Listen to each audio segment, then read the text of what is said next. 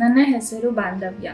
ಬೆಂಗಳೂರು ಗ್ರಾಮಾಂತರ ಜಿಲ್ಲೆ ದೇವನಹಳ್ಳಿ ತಾಲೂಕಿನ ಜಾಲಿಗೆ ಗ್ರಾಮ ಪಂಚಾಯಿತಿ ವ್ಯಾಪ್ತಿಯ ಜಾಲಿಗೆ ವಾಸಿಯಾದ ನಾನು ಸೆಕೆಂಡ್ PUC ಆದ ನಂತರ ನೀಟ್ ಎಕ್ಸಾಮ್ಗೆ ಪ್ರಿಪೇರ್ ಆಗೋದಕ್ಕೆ ಜಾಲಿಗೆ ಗ್ರಾಮ ಪಂಚಾಯಿತಿಯ ಅರಿವು ಕೇಂದ್ರಕ್ಕೆ ಬರುತ್ತಿದ್ದೆ. ಈ ಅರಿವು ಕೇಂದ್ರದಲ್ಲಿ ಎಲ್ಲ ರೀತಿಯ ಕಾಂಪಿಟೇಟಿವ್ ಎಕ್ಸಾಮ್ ಸಂಬಂಧಪಟ್ಟ ಪುಸ್ತಕಗಳು ದೊರೆಯುತ್ತದೆ. ನನಗೆ ನೀಟ್ಗೆ ಅವಶ್ಯಕವಾಗಿರುವ ಪುಸ್ತಕಗಳನ್ನು ಓದಿ ಒಳ್ಳೆಯ ಅಂಕಗಳನ್ನು ಪಡೆದು ಗೌರ್ಮೆಂಟ್ ಮೆಡಿಕಲ್ ಕಾಲೇಜ್ಗೆ ಸೇರಿದ್ದೇನೆ. ಈ ಅರಿವು ಕೇಂದ್ರಗಳನ್ನು ಗ್ರಾಮ ಪಂಚಾಯಿತಿಯ ಮಟ್ಟದಲ್ಲಿ ಮಾಡಿರುವುದಕ್ಕೆ ನಮ್ಮಂಥ ವಿದ್ಯಾರ್ಥಿಗಳಿಗೆ ಉಪಯೋಗವಾಗುತ್ತದೆ. ನಮಸ್ಕಾರ, ನನ್ನ ಹೆಸರು ವಿನೋದ್ ಕುಡೋಳಿ. ಅರಿವು ಕೇಂದ್ರ, ಗ್ರಾಮ ಪಂಚಾಯಿತಿ ಡಿಜಿಟಲ್ ಗ್ರಂಥಾಲಯ ಹಾಗೂ ಮಾಹಿತಿ ಕೇಂದ್ರ ಪ್ರಧಾನಪುರ, ತಾಲೂಕು ಚನ್ನಮ್ಮನ ಕಿತ್ತೂರು, ಜಿಲ್ಲಾ ಬೆಳಗಾವಿ.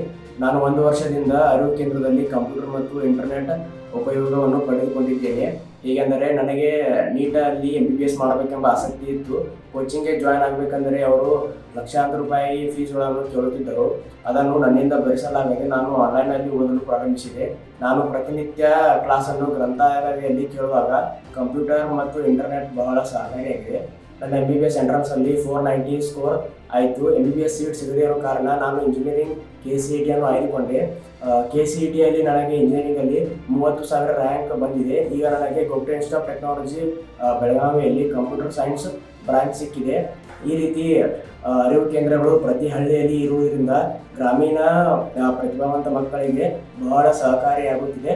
ಆದ್ದರಿಂದ ನಾನು ಗ್ರಾಮೀಣ ಅಭಿವೃದ್ಧಿ ಪಂಚಾಯತ್ ರಾಜ್ ಇಲಾಖೆಗೆ ಧನ್ಯವಾದಗಳನ್ನು ಹೇಳುತ್ತೇನೆ. Thank you.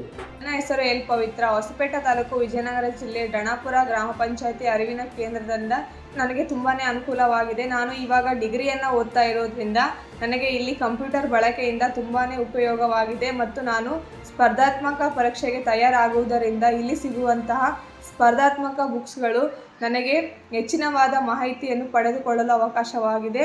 ಮತ್ತು ಅದೇ ರೀತಿಯಲ್ಲಿ ನನಗೆ ಪ್ರಚಲಿತ ನಡೆದಂತಹ ಎಲ್ಲ ಘಟನೆಗಳನ್ನು ತಿಳಿದುಕೊಳ್ಳಲು ಇಲ್ಲಿ ಸಿಗುವಂಥ ಪ್ರಜಾವಾಣಿ ಆಗಿರ್ಬೋದು, ವಿಜಯವಾಣಿ ಆಗಿರ್ಬೋದು, ಇವುಗಳಿಂದ ನನಗೆ ಮಾಹಿತಿಯನ್ನು ತಿಳಿದುಕೊಳ್ಳಲು ಅನುಕೂಲವಾಗಿದೆ. ಇದರಿಂದ ಪಂಚಾಯತ್ ರಾಜ್ ಇಲಾಖೆಗೆ ನನ್ನ ಕಡೆಯಿಂದ ತುಂಬು ಹೃದಯದ ಧನ್ಯವಾದಗಳನ್ನು ಹೇಳೋಕ್ಕೆ ಇಷ್ಟಪಡ್ತೀನಿ.